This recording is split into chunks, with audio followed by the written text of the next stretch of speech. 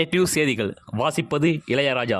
ராணிப்பேட்டை மாவட்ட வாலாஜா தலைமை அரசு மருத்துவமனையில் தமிழ்நாடு செவிலியர்கள் மேம்பாட்டு சங்கம் சார்பில் சென்னையில் போராட்டத்தில் ஈடுபட்ட செவிலியர்கள் கைது செய்யப்பட்டிருக்கும் சம்பவத்தை கண்டித்தும் அவர்கள் முன்வைக்கின்ற கோரிக்கையான தேர்தல் வாக்குறுதி 356 படி எம்ஆர்பி தொகுப்புதிய செவிலியர்களை பணி நிரந்தரம் செய்ய வேண்டும் மற்றும் சம வேலைக்கு சம ஊதியம் வழங்க வேண்டும் என்ற உயர்நீதிமன்ற தீர்ப்பின் மீதான மேல்முறையீட்டினை ரத்து செய்ய வேண்டும் எனவும் மேலும் பதவி உயர்வு வழங்க வேண்டும் என்பன உள்ளிட்ட 10 அம்ச கோரிக்கைகளை தமிழக அரசு நிறைவேற்ற வேண்டும் என வலியுறுத்தி தற்போது வாலாஜா அரசு மருத்துவமனையில் செவிலியர்கள் பணிகளை புறக்கணிப்பு செய்து காத்திருப்பு போராட்டத்தில் ஈடுபட்டு வருகின்றனர்.